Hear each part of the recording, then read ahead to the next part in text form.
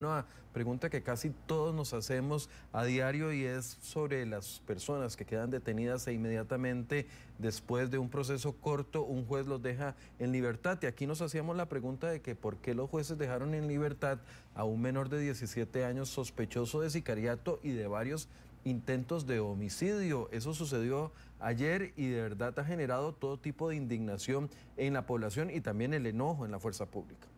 Exactamente, Michael, y es que estamos hablando de una persona que, según las autoridades, es investigada desde que tiene 15 años, pero lo que nos dicen los especialistas y con quienes consultamos sobre este tema es que la flexibilidad de la ley y también a veces la falta de testimonios de testigos es lo que impide a los jueces terminar imponiendo esta medida cautelar. Vamos a ver la siguiente información.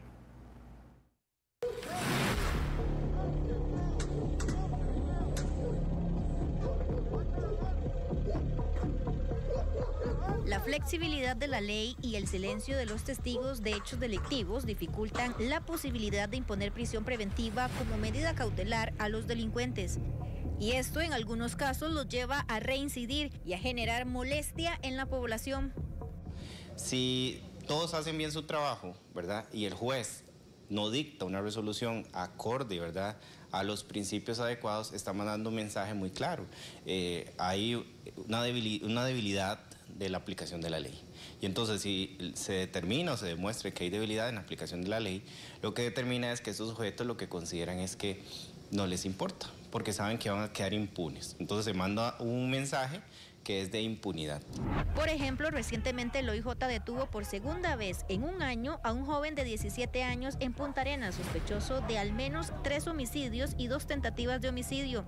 Es conocido con el alias de Chiquilín y según fuentes judiciales estaría vinculado a una banda de la zona. Es un menor con algún tipo de conocimiento procesal, no solo a nivel nuestro, sino a nivel de Ministerio Público y de juzgados. Inclusive yo había tenido anteriormente medidas cautelares y no las cumplió. Ahora tampoco posiblemente nos va a garantizar de que no cumpla las que les establecieron. Cuando sale una de estas personas que es liberado y que tiene enemigos, igualmente hay que darle protección a él como persona que está dentro del proceso. Y eso nos lleva a que tengamos que aumentar la capacidad operativa en los lugares, reduciendo en otros sitios para tratar de contener y prevenir que esta persona no cometa algún otro delito o que contra él cometan un delito. En este segundo allanamiento le decomisaron 2 armas de fuego y pese a la solicitud de la Fiscalía, el Juzgado Penal Juvenil ordenó medidas cautelares no privativas de libertad. Del caso particular no me puedo pronunciar. Lo que sí es importante indicar es que para ordenar la medida cautelar de prisión preventiva se requiere efectivamente que hayan elementos de prueba suficientes para tener a esa persona como presunto autorresponsable. ¿Por qué presunto? Porque no es hasta el juicio que se puede establecer que un ciudadano menor o mayor de edad tenga alguna responsabilidad penal. Entonces eso es lo primero que hay que ver. Pero además hay que verificar que se den una serie de peligros procesales, peligro de fuga, peligro de obstaculización, peligro para la víctima. Cabe aclarar que una medida cautelar es provisional con fines procesales y no una condena. Y en la Ley Penal Juvenil, la prisión preventiva es mucho más excepcional y se aplica en casos particulares. No se busca en sí la privación de libertad, sino lo que se busca es la restitución de la persona menor de edad. Entonces eso hace que los jueces en esa materia sean un poco más suaves, digamos, a la hora de imposición de una medida cautelar. Ahora bien, los aspectos que hay que ver es si la investigación está bien fundamentada, ¿verdad? Si hay probabilidad, lo que es que se llama en el derecho. Aunque un sospechoso no se le envíe a prisión preventiva, no quiere decir que el proceso no continúe o que quede impune. Eso sí, la participación de los testigos es indispensable, pues sin pruebas o testimonios se dificulta todavía más la posibilidad que un juez imponga como medida cautelar la prisión preventiva. Con la ley actual tenemos los resultados que ustedes ven. Efectivamente, el poder fortalecer ciertos institutos procesales podría ayudar a aplicarse en casos concretos y de que no haya evasión de la justicia, que no haya reiteración delictiva, pero tenemos que ver efectivamente cuál es el proyecto que finalmente se pasa en la Asamblea Legislativa y que efectivamente se incorpora todo un sistema procesal para hacerlo más efectivo. El juez recalca que solamente se puede aplicar lo que dice la ley, la Constitución y lo que las pruebas reflejen. De ahí la importancia del proyecto de ley que analiza la Asamblea Legislativa para dar más herramientas a los juzgados para imponer esa medida cautelar. por ejemplo, a la lista que tenemos de 10 de esa mesa de seguridad que se negoció, realmente solo se han votado 2. Entonces, de ahí prisión preventiva es el más urgente. El fiscal general, inclusive, en aquel momento que hicimos la mesa, decía, si yo tengo que escoger de esos, el prioritario es prisión preventiva. Los especialistas dicen que en el caso de Punta Arenas sería importante conocer el fundamento que utilizó el juez para justificar la liberación de alias Chiquilín. Sin embargo, consultamos en la oficina de prensa del Poder Judicial y todavía esperamos una respuesta, mientras que ahora la Fiscalía espera una nueva audiencia para apelar esa resolución. Le informó Mónica Matarrita, Noticias Telediario. Lo que indican las autoridades en este caso, bueno, intentamos conocer por qué o cuál fue el fundamento, porque era lo que nos explicaban los especialistas, Michael, que era importante conocer el fundamento del por qué el juez dejó en libertad a este joven. Sin embargo, bueno, estamos en espera de que por lo menos el Poder Judicial nos dé una respuesta respecto a la decisión que se tomó en cuanto a este muchacho alias Chiquilín. Lo cierto del caso, Michael, es que son dos factores que juegan aquí. Las pruebas que se puedan contar, en este caso el testimonio, nos decía don William que el testimonio de los testigos del delito es muy importante para que el juez pueda imponer una medida cautelar. Sin embargo, en el caso de la Ley Penal Juvenil, nos decía que es muy flexible con los menores de edad.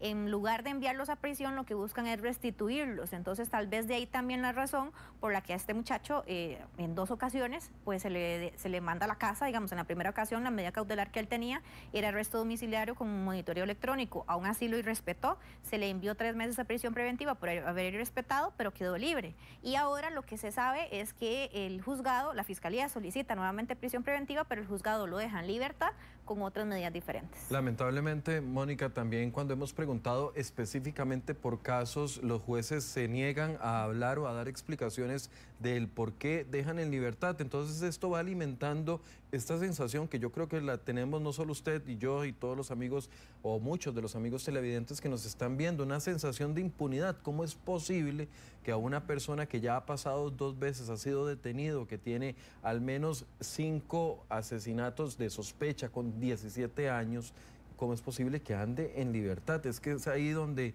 uno se pregunta, y cuando va y pide explicaciones al Poder Judicial, las explicaciones no las dan, porque simple y sencillamente la decisión de un juez pocas veces es explicada por él mismo, no hay una respuesta clara, y entonces tenemos que caer en la generalidad de decir, bueno, es porque a veces no hay testimonios firmes o a veces no hay prueba suficiente, pero es que, ¿qué fue lo que pasó en esa investigación?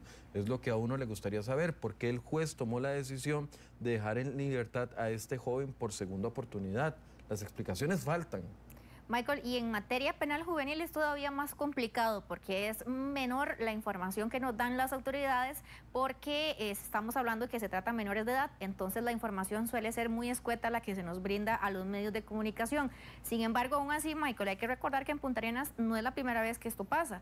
En meses anteriores, el OIJ había detenido a una organización por segunda vez también, si no me equivoco, la primera vez fueron detenidos por PCD y habían quedado en libertad.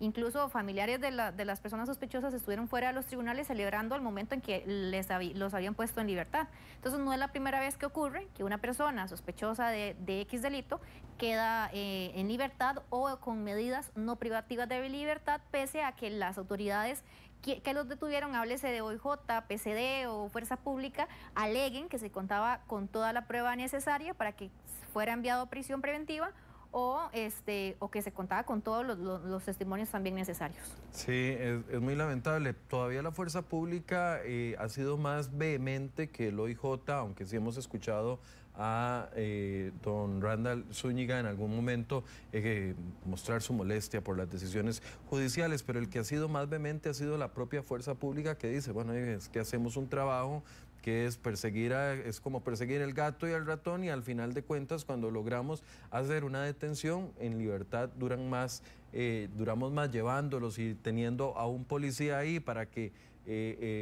explique el proceso ante los jueces para que eventualmente quede en libertad en pocas horas. De verdad que es una situación que ojalá esta ley que está por discutirse en la Asamblea Legislativa venga a quedar, y no estamos quitándole la libertad de tránsito a nadie, es que estamos hablando de delitos graves. Exactamente, Michael. Y justamente en Fuerza Pública nos decían que la libertad de estas mismas personas pues les obliga a ellos, por ejemplo, nos decía el director esta tarde, en Punta Arenas normalmente mantienen una cierta cantidad de oficiales vigilando la zona. Sin embargo, cuando ocurren ese tipo de cosas, tienen que reforzar y mantener vigilancia en la zona donde esta persona suele mantenerse, no solamente porque pueda cometer otro delito, sino también porque puedan cometer un delito contra él. Entonces, claro, la policía preventiva se mantiene en la zona, se mantiene en el lugar para tratar precisamente de evitar esto. Y nos decía el director, quitamos recursos de otro lado para movilizarlos aquí, para precisamente evitar eso, porque la persona queda puesta en libertad. Y sabiendo que el sicariato es una situación que está completamente fuera de control.